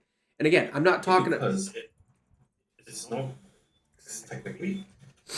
You don't know what his kid really does. So you can't really say that he's going to be the best one in the soft one. No, that's what I'm saying. Use the term maybe. Maybe is such a big word. Maybe it's such a big word. You're not making any promises. I think that's the problem. Is that we're trying. You want to say it, but I think what happened is that because you don't want to say it maybe and don't want to actually have to pull back your words because of it. Well, that's why I use the words maybe, because if they come out and say, you said this, you can say, dude, I said maybe. Maybe. I didn't say 100%. I didn't say this. I said maybe. And at that point in time, let's be honest, if somebody says to you, hey, this next character may be better, and you go there and you're like, oh, okay, I'm going to... And you don't listen to them saying, may be better, then that's on you, You cannot... When somebody gives you all information, you can't sit there and be like, well, you said this. It's like, no, I said maybe. I said that means there's a possibility of it, not a guarantee. And at that point in time, that's on people. Look, we do live, let's be honest, we live in a society where people, for some reason, have decided that they don't have to take any responsibility for anything, right? I mean, you and I both know that. Oh, yeah. And I'm not, I really am trying to be fair on all edges of this. I agree, Hoyo, Kuro, all these games, they need to make their money. And you don't make money if you tell them, hey, don't summon the character we just released because this character's coming out. But again, we're also not talking about a new character. We're talking about an old character. We're not talking about this brand new sparky character. Like, it's not like people saying, don't summon on Gabriana. I would be 100%, if it's like, oh, don't summon on Gabriana because the next character's better. Yeah, I hate that shit. Because that does steal money from the developers. But we're talking about an old character. We're talking about Lupa. She's a rerun. So it's not like I feel different about reruns because they've already been around. And again, if you want Lupa because you think she's cool, great. Summon for her. You should. But I don't want people to feel like they have to summon for her. And that's how I feel it's become. Because that's what guides do nowadays, right? They make it very, very much about you have to have this character because this character is better, right? Okay, I'm going to be devil's advocate and move on this much further. In the sense that if it is yes, they may have put her to be a best in slot premium for. I'm going to do an instance in this one that you have Lupa being paired with her, but yet Lupa's best team, let me get it. Lupa's best team is basically the whole Granda champion. That's her best team. Mm-hmm. But yet, because Galbraith's fusion is switched over to get a channel and put in Galbraith to take a spot in that team as a more fusion team. To me, in a sense, that kind of shows that you've lost the sense of the gameplay understanding of the team altogether by doing that. By changing the DPS alone, and thinking that that's going to actually make it make the team look somehow better when right now it just doesn't. And you can have the character come and you can actually your build up your motivation team if you have Changi already. To build up with up to get, even if it's coming on Galbraith's banner, it doesn't necessarily have to be that you build. You don't even have to pull Galbraith, you can actually pull to somebody else. You can pull from the toilet as somebody else to build up your motivation to move on.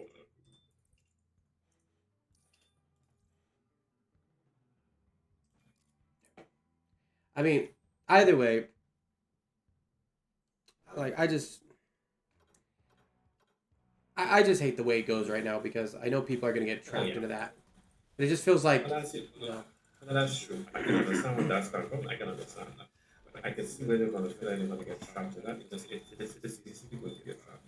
Because you're going to have people asking which team are you building for? Because there are going to be too many teams that you can actually build at once, which is going to be the problem. Because now you have this sense there's two fusion teams that can build at the same time. You can either build a Galbraith fusion team, or you can build a fusion team. Which is basically Galbraith, Changi, Brand, and Lupo, which is going to be the team for it.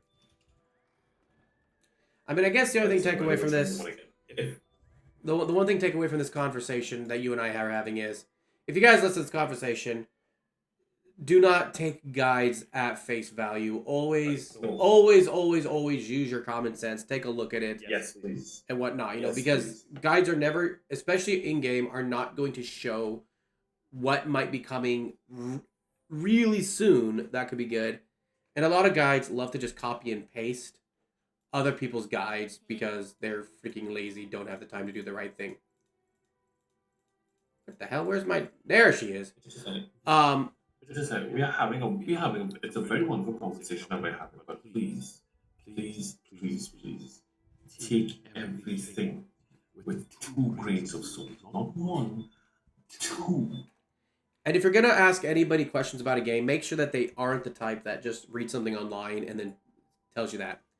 I know a lot of people, they get their information online, or they'll be like, "Oh, I heard this online," and they have no idea what's been legit and what's not been legit, right? There are certain creators who you can trust. For Marissa, for Honkai Impact 3rd, Marissa's really good for that one. Almost always, I don't think it's ever been wrong. Always waits till information is invalid. Honey Hunter, which I know has gotten in trouble with Genshin in the past, which I don't care because I'm sorry, Genshin's been pretty scummy on how you level people up, But Honey Hunter is really, really good if you're wanting a good guide for Impact 3rd and for Star Rail in Genshin, which, yes, is very useful because there may be a character that you want right now, but you look ahead and you might see the next character is actually a character you want more. Case in point, you might want to get, you might have wanted Evernight, but then you see Alicia's come and you're like, oh, no, hell no, I want Alicia. You pull Evernight, then Alicia gets released, you're going to be pretty pissed off, So do definitely make sure you guys use common sense, take a look at these things. If you talk to somebody, make sure they know what the hell they're talking about. Somebody I know, I think I've told you the story, Pirate.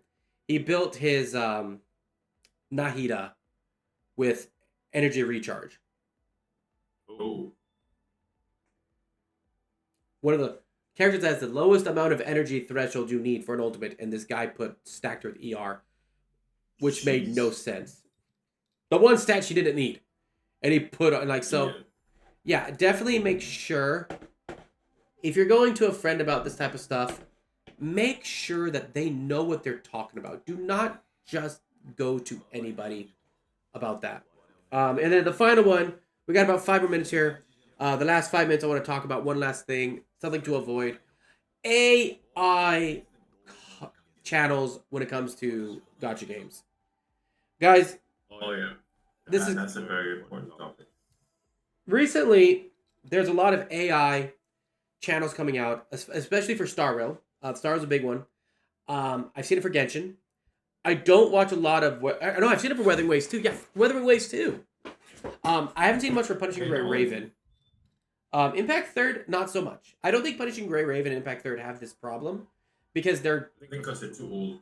they're too old and their player base is, man, we're all boomers, right? You know, we've been in this game forever, right?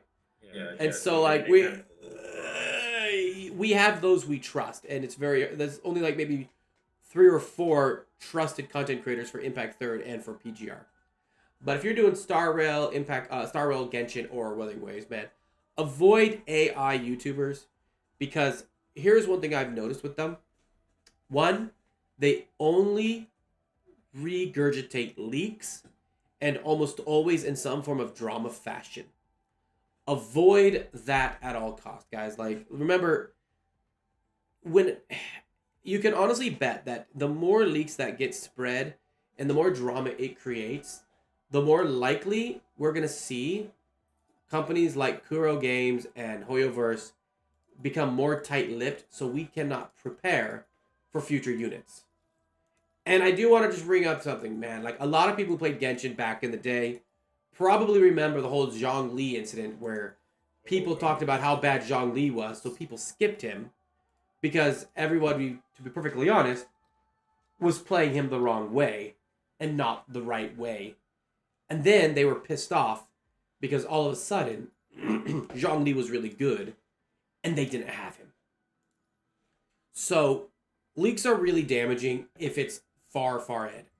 I do think, sorry, I think it's okay for leaks if you're taking a look at something that is coming in the near future, right? The next week or two. But if you remember Genshin, you'll remember the whole next banner is going to be Ayaka. Next banner is going to be Ayaka. Dude, I heard Ayaka was coming next for a year before she finally came. Yes. Yeah, dude, and then she sucked anyways. So, No, I love her. dude, fuck Ayaka. Fuck Ayaka. I love that big forever. I'll take her brother. I like her brother. She can go fuck herself. Yeah, he's a dick. Dude, he's awesome. I love fucking Ayato. Ayaka's a bitch. I don't like her. I don't like her. I like the sister. I like the sister. You like the brother. Yeah. If I'm gonna be honest about the girls that are my type, man, I'm gonna have to go with Mavuka, man. That's my type. But yeah. So, man, like I'm just gonna be. That's like I think we're gonna end it here. But yeah, guys, avoid the AI channels. We don't want to give. Really try not to give any views to them because they take away. Think about all they take away from people who actually do hard work. Making an AI channel is simply copy and paste into something like what is it, Chat GPT, versus the people who sit down, edit. And I know people might think that they still have to edit, but no, dude, like AI will do all of that shit for them. Everything is done in the videos. And that's why a lot of these AI channels do like multiple channels of the same thing. And you can. You just gotta listen. Man. Yeah, man, I hate it. So if you're gonna watch content for your games, man, make sure you're watching people that actually put the love in the game, because I can tell you, they love the game. One AI channel I will tell you that is very obvious is the Almighty Shogun, 100% AI. You can tell just by the voice. So avoid AI channels, man. Give your support to the people who are actually putting the love and energy into the actual game itself. And man, that's gonna be it. Anyways, I got a busy day. I gotta go do stuff with the wife. PGR story. I'm going to be dude, I got a ways to go. I think I did Vortex. So I'm on Disaster. I'm here. Oh no, 1728. I just checked it. Mm-hmm. Almighty Shogun YouTube channel. That's Vortex. 43.5 Hey, Caesar. subscribers. Yeah, dude, it's annoying because like they don't put any time into it and people just blindly follow it and comment on it. Caesar Alpha, thanks for the first time chat, man. UI Pay, to answer your question, I'm still in the Vortex section. I've got to get there. No hablo español. Pequeño hablo.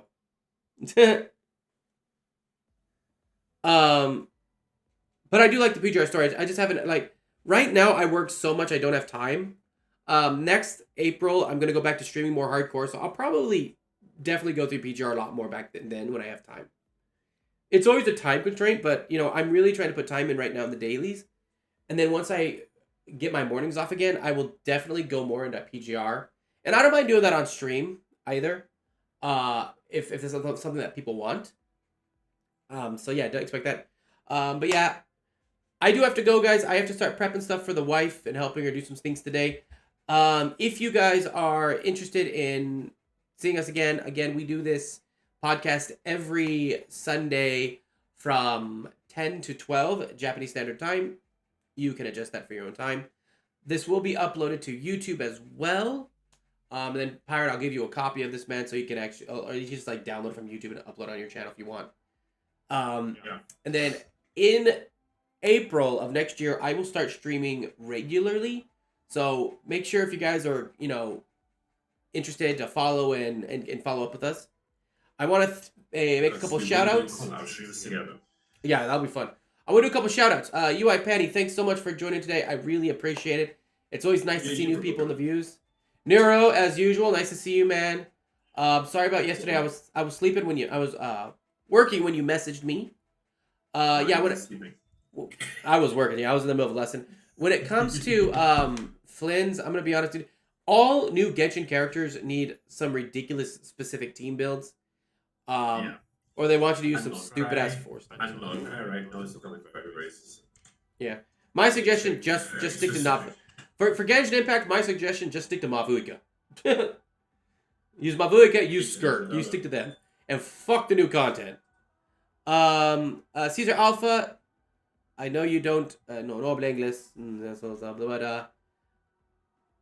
but yeah. I'll use my best. Gracias. My Spanish is horrible. No hablo español. Anyways, guys, we will see you again next week at this time. And then again, if you follow along, I will see you guys more frequently starting next April when I'm not working my mornings anymore and actually have time. So, Pirate, see you later. Everybody, see you later. Have a good day and take care. Next week, I'm not sure what game I'll have up. This week was PGR. Last week, Wuthering Waves.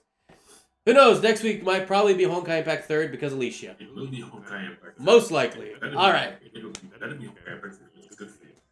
Later.